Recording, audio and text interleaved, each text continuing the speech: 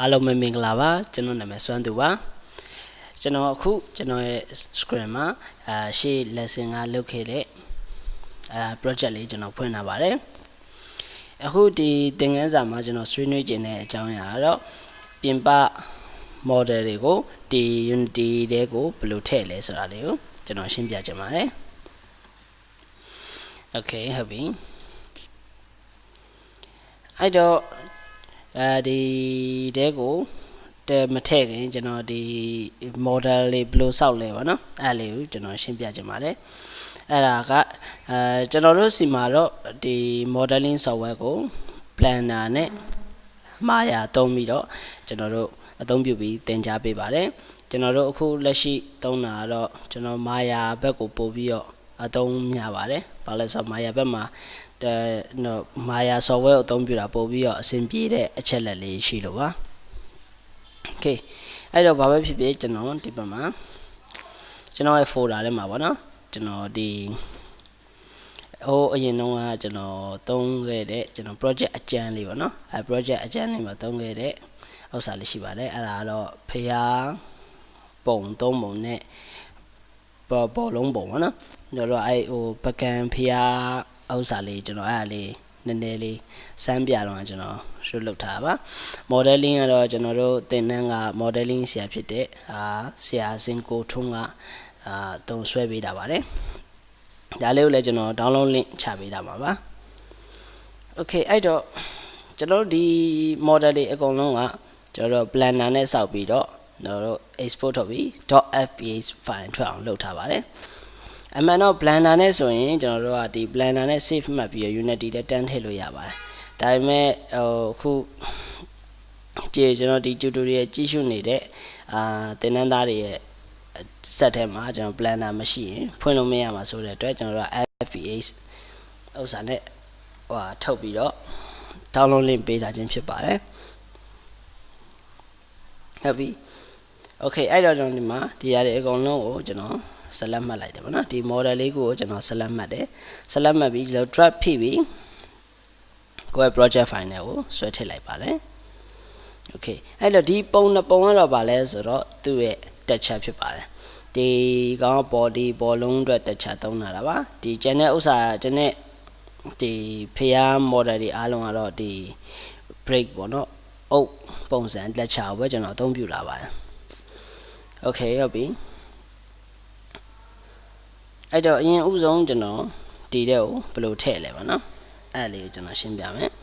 အဲ့တော့လွယ်ပါတယ်ဒီကောင်လေးကို drag ဖိပြီးဒီတဲ့ကိုဆွဲထည့်လိုက်ပါ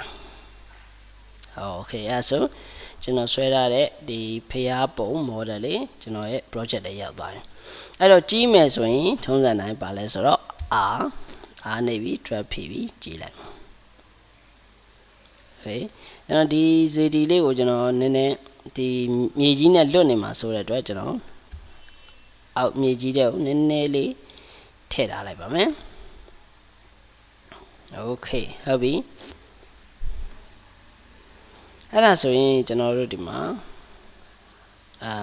ကျွန်တော်တို့စီမှာကျွန်တော်တို့ဒီ project ဆွဲတော့မှာနော်တော့မှားခဲ့တဲ့အချက်လေးရှိတယ်ဗျအဲ့ဒါတော့တခါလေးကြာရင်လည်းကျွန်တော်တို့လက်လို့ဆိုလို့လုပ်ရင်းနဲ့မှားတတ်ပါတယ်အဲ့ဒါကဘာလဲဆိုတော့ကျွန်တော်တို့ modeling software တွေထဲမှာကျွန်တော်တို့ဘာလဲဆိုတော့ camera ရယ်ဒီ lamp ရယ်ပေါ့နော်ပြီးလို့ရင် default အနေနဲ့ပါပြီးသားဒီ default အနေနဲ့ modeling software တွေမှာပါပြီးသားဆိုတော့ကျွန်တော်တို့ကဒီအောင်ထုတ်တဲ့အချိန်တော့ကျွန်တော်ဘာဖြစ်လဲဆိုတော့ကျွန်တော်ကြံခဲ့ရပါတော့ဒီ cube ကမှပါလဲဆိုတော့ဒီ model ပုံဖြစ်ပါတယ်။ဒီနဲ့ camera နဲ့ဒီ camera နဲ့ lamp ကအမှန်တော့မလိုပါဘူး။အဲ့တော့ဟုတ်ပြီအဲ့ cube ကိုပဲကျွန်တော်အပြင်ဆွဲထုတ်လိုက်ပါနော်။ဆွဲထုတ်လိုက်ရင်ခေတ်သွားလာမေးတယ်ဒီ prefab ကို break လုပ်မှာလားဆိုတော့ continue နေတယ်ပါအဲ့ဒါဆို cube ဖြစ်သွားပြီနော်။အဲ့တော့ဒီဘက်ကဥစ္စာကြီးကမလိုရင်ကျွန်တော် control delete နဲ့နေပြီးကျွန်တော်ဖြတ်လိုက်လို့ရတယ်ခေပြီးတိုင်းတော့နာမည်ပေးလို့ရတယ်အဲ့ဒါကိုဒီ click နှစ်ချက်နှိပ်ပြီးနာမည်ပေးလိုက်မယ်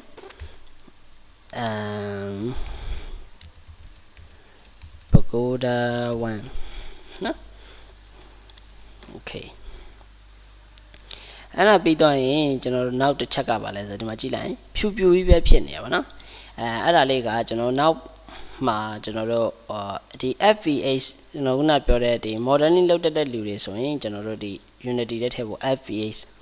file လေးနဲ့ export လုပ်ရတာပေါ့နော်အဲ့တော့ FVH file နဲ့မှာနောက် Autodesk FVH ဆိုတာရှိတယ်အဲ့ကောင်ကြတော့ပါလဲဆိုဆွဲထည့်လိုက်တာနဲ့တခါတည်းဒီ texture bar ပါတယ်texture bar တခါတည်းပါတာပေါ့နော်ပါတဲ့ဥစ္စာလေးရှိတယ်အဲ့တော့ကျွန်တော်စီမှာအဲ့ plugin ဒီဥစ္စာအဲ့ဒီကျွန်တော်ဒီ modeling လုပ်တဲ့ set တုန်းအဲ့တော့မသွင်းလိုက်ရတဲ့အတွက်ကျွန်တော်ဘာဖြစ်လဲဆိုတော့ကျွန်တော်တို့ texture ကိုတက်ပြန်ပြီးတော့ကတ်ပေးရပါတော့အဲ့လိုမျိုးလုပ်ရဒါပေမဲ့ဒီလိုမျိုးဟိုအခြေခံကြတဲ့ဥစ္စာနားလည်ထားတာပို့ပြီးတော့ကောင်းတာပေါ့နော်ဟုတ်ပြီအဲ့တော့ကျွန်တော်ဗာလဲဆိုဒီမှာဗာလဲဆို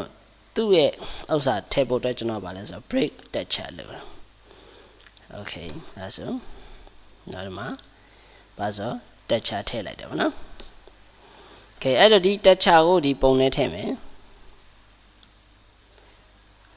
okay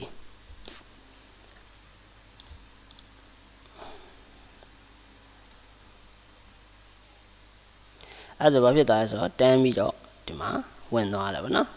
okay break texture okay နောက်တနည်းလမ်းရှိပါတယ်သူကဘာလဲဆိုတော့သူက material ဒီကောင်သုံးလာတာဗောနော် material 001အဲ့တော့ကျွန်တော် model ထဲမှာကျွန်တော် model ကျွန်တော်ဥနာ FVH model တွေကျွန်တော်ဆွဲထည့်လိုက်လို့ရှိရင်ကျွန်တော်ဒီမှာအလိုလို material ဆိုတဲ့ file လေးရှိတယ်therefore အပြင်ပဲ material သုံးလဲဆိုတော့ဒီ material.001 အောင်သူသုံးထားတယ်တဲ့ကျွန်တော်တို့ဒီကျွန်တော်ဆွဲထားတဲ့ model တွေအကုန်လုံးကပါလဲဆိုတော့ဒီ material တစ်ခုတည်းနာမည်တစ်ခုတည်းဖြစ်နေအဲ့တော့ကျွန်တော် material folder ထဲမှာပါရှိမလဲဆိုတော့ဒီ material 001ဆိုတဲ့ folder ရှိတယ်နော်ဒါကြီးကို delete လုပ်လိုက်မယ်ခုနဒါကတော့အစ်စ်ခုနကျွန်တော်ဆွဲထည့်လိုက်လို့ဝင်ပါပါနော်okay အဲ့တော့ဒီ material ကပါလဲဆိုတော့ဒီ model မှာအသုံးပြုထားတဲ့ပါလဲဆိုတော့ color ပေါ့အဲ့လိုပြောလို့ရတယ်အဲ့တော့ဒီ material မှာကျွန်တော်တို့ကဒီ material တပတ်ကလေးနေလိုက်သူ့မှာပါရှိတယ်ဆို color ရှိတယ်ဒီမှာဒီ color ကိုပြောင်းနေတယ်ဆိုကျွန်တော်တရားလေးကိုနှိပ်ပြီးဝင်ဒီမှာအပြာရောင်ဆိုဒီမှာအပြာရောင်ဖြစ်သွားနော် okay အဲ့တော့အဲ့လိုမျိုးပြောင်းလိုက်လို့ရတယ်ဟုတ်ပြီဒီ material မှာပဲကျွန်တော်ဗာထည့်မလဲဆိုပုံထည့်မယ်ဆိုရင်ဒီ break texture ဒီ material မပြောင်းမဲ့နဲ့ကျွန်တော်ဒီ material ကိုကျွန်တော်ဗာလုပ်မလဲဆိုပုံထည့်မယ် okay အဲ့ဒါဒီမှာဒီ inspector မှာ material ရဲ့ inspector လေးပေါ်နေတဲ့အချိန်မှာကျွန်တော်ဒီ break texture လေးယူပြီးတော့သူ့ရဲ့ color ဘေးနာအကွက်လေးနဲ့ထည့်လိုက်ဒီလိုမျိုးလဲလုပ်လို့ရပါတယ် okay အဲ့ဆိုရင်ကျွန်တော် play ကြည့်ပါမယ် play နေလိုက်ပြီဟုတ်ပြီဒီဘက်မှာကျွန်တော်တို့ထည့်ထားတဲ့ CD ပုံစံ model လေးရှိတယ်သို့ပေမဲ့ဘာဖြစ်နေလဲဆိုတော့ကျွန်တော်ဖောက်ဝင်သွားလို့ရတယ်နော်အဲ့တော့ကိုယ့်ရဲ့ game ဖန်တီးမဲ့ပုံမူတည်ပြီးကျွန်တော်တို့အမျိုးမျိုးဖြစ်နိုင်တယ်ဗောနော်ဒီလိုမျိုးဖောက်ဝင်သွားတာကိုတွေးကျင်တာလားဒီလိုမျိုးဒီကောင်ကအတားအဆီးတစ်ခုအနေနဲ့တည်ရှိကျင်တာလားဗောနော်အဲ့ဒါမျိုးလေးကိုကျွန်တော်တို့ဆုံးဖြတ်ရမှာ okay အဲ့ဒါကျွန်တော်ရက်ပြန်ရက်လိုက်မယ်ရက်လိုက်ပြီးတော့အဲ့တော့ကျွန်တော်တို့ဒီခုန Pagoda 1ဆိုတဲ့ model လေးဆက်လက်မှတ်တာအချိန်မှာကျွန်တော်ဒီတဲ့ကိုဘာထည့်ပေးရမှာလဲဆိုတော့ကျွန်တော်တို့ mesh collector လေးထည့်ပေးရမှာအဲ့ဒါလေးကဘယ်ထဲမှာရှိလဲဆိုတော့ကျွန်တော်ပြမယ်ဒီထဲမှာ physics to physics ပေါ့နော်ကျွန်တော်ဒီ model ကိုကျွန်တော်ဗာလဲဆို physics သဘောတရားကြီးတက်ရောက်စေချင်တယ်အခုဥစ္စာဗာလဲဆိုတော့ model ပြတာပဲရှိတယ်ဘာ physics သဘောတရားမှမတက်ရောက်အဲ့တော့ကျွန်တော်တို့ဗာလဲဆိုသူ့ကိုတိုက်သွားလဲတိုက်သွားလဲဘာဖြစ်လဲဆိုတော့ပေါက်ထွက်ပြီးဝင်သွားတယ်ဗောနော်အဲ့တော့ကျွန်တော်တို့ဒီထဲမှာ add component ဒီ model ကိုကျွန်တော်တို့ဗာလဲဆို component အသစ်တွေထပ်ထည့်ကြည့်အောင်အဲ့တော့ဒီမှာ physics ဟုတ်ပြီ physics ထဲမှာကျွန်တော်တို့ဗာရှိမလဲဆိုတော့ကျွန်တော်တို့ဒီမှာမျိုးစုံရှိရယ် box collector ဆိုတာဗာလဲဆိုတော့ box တစ်ခုအနေနဲ့တက်ရောက် okay အဲ့ဒါဗာဖြစ်ဒါလေးကိုအရင်စမ်းကြည့်မယ် box collector အဲ့ဆိုဗာဖြစ်လဲဆိုတော့သူကဒီ model ကြီးကိုငုံပြီးတော့သူကဗာဖြစ်လဲဆိုတော့ဒီ box တစ်ခုသူဖန်တီးသွားနော် box ကိုဖန်တီးသွားအဲ့ box ကြီးကိုသွားတိုက်တော့မရအောင်ဟုတ်ပြီအဲ့ဒါတော့ play ကြည့်မယ် okay တိန်ရောလုံးဝဘာဖြစ်လဲဆိုတော့ဖောက်ထွက်လို့မရဘူးဥပမာကျွန်တော်ခုံမယ်ဒီခုံပြီးအပေါ်တက်တယ်တက်လို့မရဘူးခုံပြီးအပေါ်တက်လဲကျွန်တော်တက်လို့ရမှာမဟုတ်ဘူးโอเคနော်အကိန်းမြကျွန်တော်ဒီဥစ္စာကိုနှိမ့်လေးထားမယ်ဆိုလဲ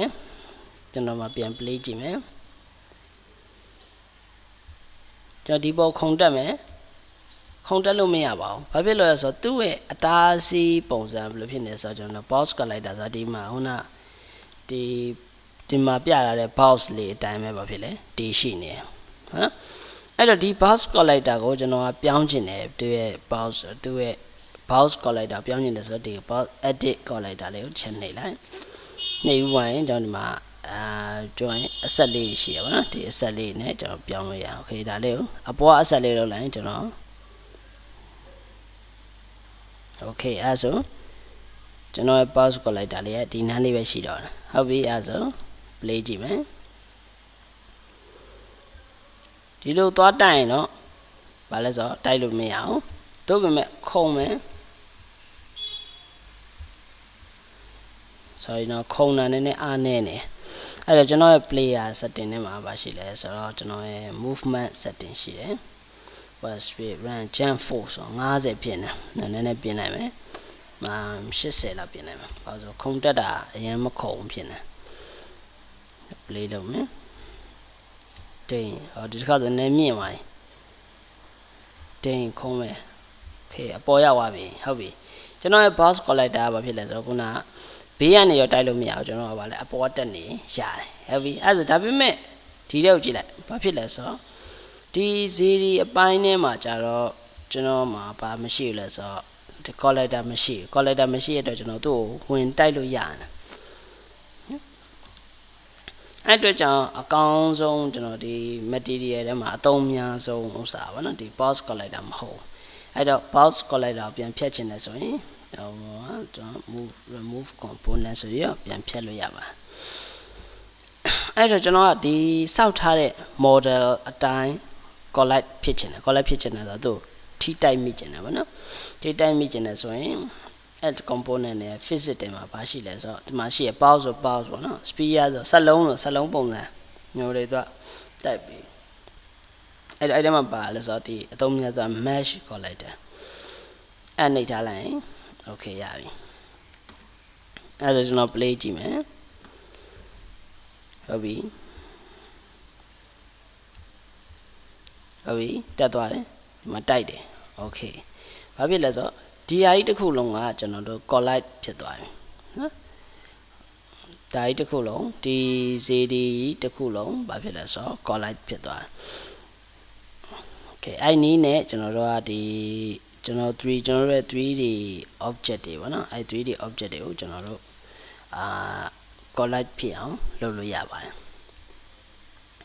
ဟုတ်ပြီအဲ့ဒါဆိုရင်ကျွန်တော်တို့တခြားဥစ္စာလေးတွေလည်းဆက်လက်ထည့်အောင်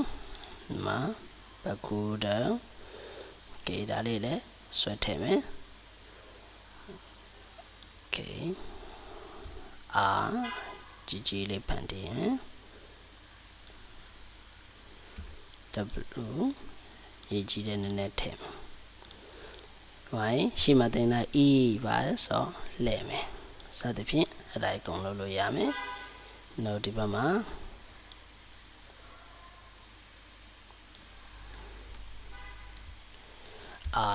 ကြည့်မယ်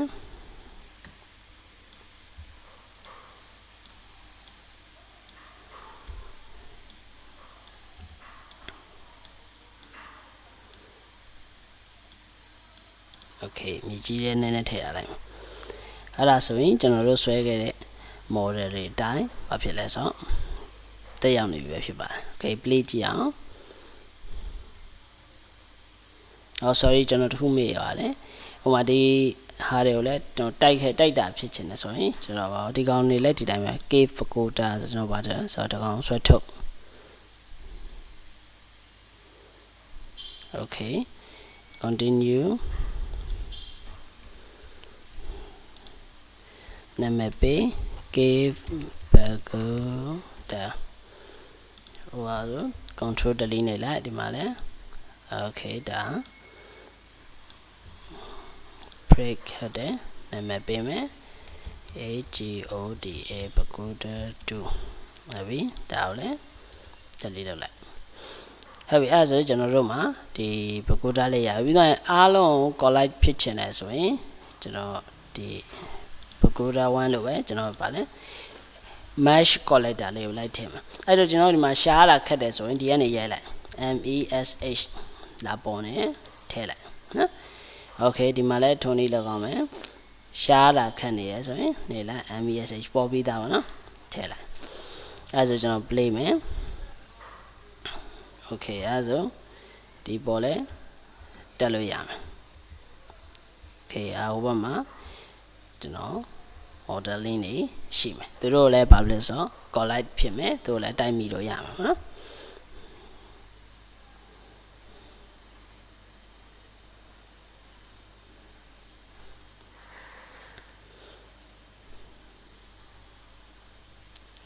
โอเคဒီမှာကျွန်တော်လေကားလေးအောင်ဆွဲထားသေးတယ်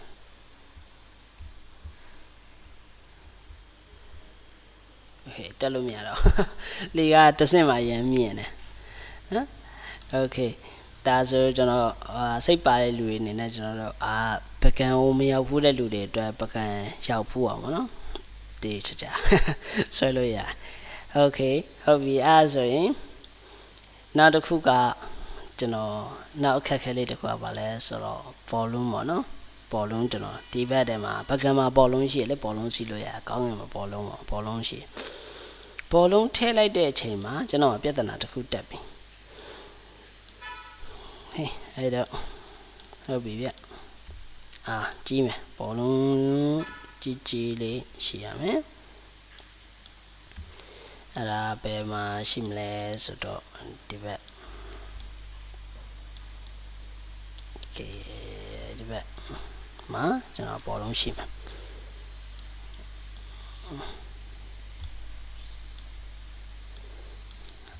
နည်းနည်းကြီးမယ်โอเคသူကတော့ဗာလဲဆိုတော့လေထဲမှာရှိနေမှာပေါ့နော်သို့ပေမဲ့ကျွန်တော်မှာဘာဖြစ်နေလဲဆိုတော့ဒီဘောလုံးကြည့်လိုက်ရင်ဘာဖြစ်လဲဆိုတော့ material ကဘာလဲဆိုတော့ဘောလုံးဟိုဟာကြီးဝင်နေနော်အဲ့တော့ဒီမှာဘာလဲဆိုတော့သူသုံးထားတဲ့ material ကိုကြည့်လိုက်ရင်ဒီဘောလုံးဘောလုံးကိုကျွန်တော်ဆွဲထုတ်အောင်မယ် speed ကိုအပြင်ဆွဲထုတ်နော် speed ကိုအပြင်ဆွဲထုတ်okay break so okay နေပြီးတော့ဘောလုံးကျွန်တော် control delete နေနော် okay b a l l o o n ဘောလုံးဟုတ်ပြီအဲ့တော့သူသုံးထားတဲ့ material ဘာလဲဆိုတော့ material.001 မဲ့သုံးထားတယ်နော်အဲ့ဒါကြောင့်လို့ဖြစ်နေဟုတ်ပြီအဲ့တော့ကျွန်တော်ကဒီ web page နဲ့မှာ material တစ်ခုဖန်တီးဘာလို့တခြားဒီပကူဒါမှာသုံးထားတဲ့ material နဲ့ကျွန်တော်အတူတူမသုံးကြဘူးအဲ့အတွက်ဒီကျွန်တော်ရဲ့ access တဲ့ material အောက်ထဲမှာကျွန်တော် material အသစ်တစ်ခုဖန်တီးမယ်အဲ့တော့ right click နဲ့ create တဲ့ကဘာလဲဆိုတော့အဲ့တော့နော် material တစ်ခုဖန်နေမယ် b a l l o o n ဘောလုံး material ပေါ့နော်ပြီးရင်ဘောလုံးကိုဆွဲမယ်ဆိုတော့ဒီရော okay ထည့်လိုက်မယ်အဲ့ဆိုဘာဖြစ်သွားမလဲဆိုတော့ဘောလုံးကအဖြူရောင်ကြီးဖြစ်သွားမယ် okay အဲ့တော့ကျွန်တော်ဘောလုံးဒီ material ကိုလည်းကျွန်တော်အဖြူရောင်ကြီးလိုချင်တာမဟုတ်ဘူးအဲ့တော့ကျွန်တော်မှာပါရှိလဲဆိုတော့ texture ရှိရင်ဘောလုံး texture အဲ့ဒါကိုကျွန်တော် project file နဲ့ဆွဲထည့်လိုက်ပါ okay အဲ့တော့ကျွန်တော်ရဲ့ material ဒီဘောလုံးဆိုတဲ့ material လေးကိုကျွန်တော်ဗာထည့်ချင်တယ်ဆိုတော့ဒီနေရာမှာပေါ့နော်ဒီနေရာလေးမှာကျွန်တော်ဦးနကကျွန်တော်ဘောလုံးတက်ချလေးဆွဲထည့်ခြင်းနဲ့အဲတွက်ဖြစ်ပြီဆွဲထည့်လိုက်ဟုတ်ပြီ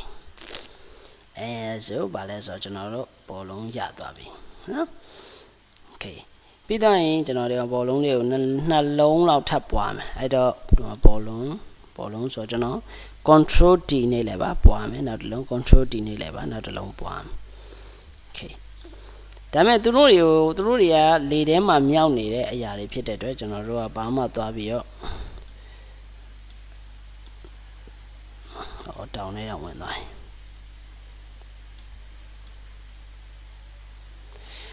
သူတို့တွေကိုသွားပြီးတော့ဘယ်လိုပြောမလဲcollider တွေပါသွားထည့်စရာတော့မလိုဘူးတခုဘောလုံးတစ်ခုကိုတော့ကျွန်တော်နည်းနည်းဝေးလေးမှာထားလိုက်မှာ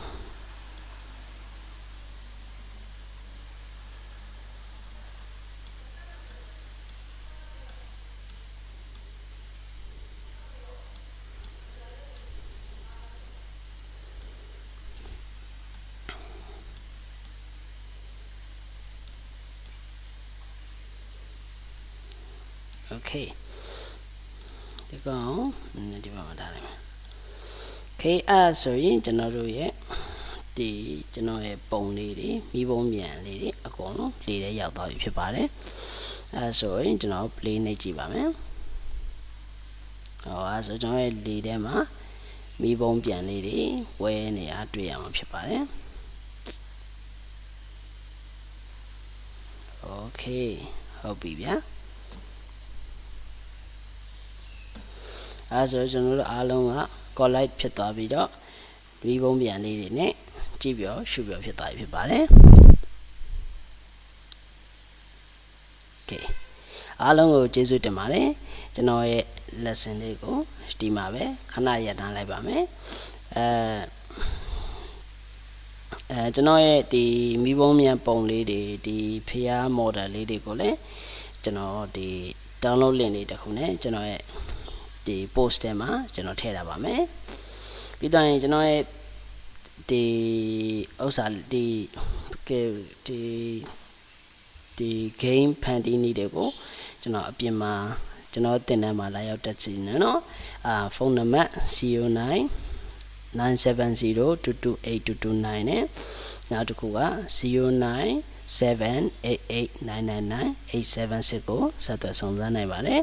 နောက်ပြီး website ကနေပြီးတော့အသေးစိတ်ဖတ်ရှုခြင်းနဲ့ဆိုရင်တော့ www.thorsam.com thorsam.com မှာဝင်ရောက်လေ့လာနိုင်ပါတယ်အားလုံးကိုကျေးဇူးတင်ပါတယ်နောက်မသိတာရှိရင် comment မှာမေးမြန်းနိုင်ပါတယ်ကျေးဇူးတင်ပါတယ်ခင်ဗျာကျွန်တော်နာမည်စွမ်းသူပါ